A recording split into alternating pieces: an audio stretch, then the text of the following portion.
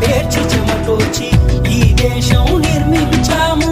ఆకలి బాధలు అవమానాలే మా ప్రతిఫలమా? 90% ప్రజల తరపున ఒక పార్టీ కూడా లేదు. అగ్రవర్ణ 10% ప్రజలకు 10 పార్టీలా. ఎన్నేలి బానిస సంఖ్యలు ఇక చాలి అవమానాలు. సింహంలా గర్జిస్తూ అడిగి సింహాసనమే లక్ష్యంగా రెపరెపరెపలాడే ఈ జెండా నీకుంది అండ.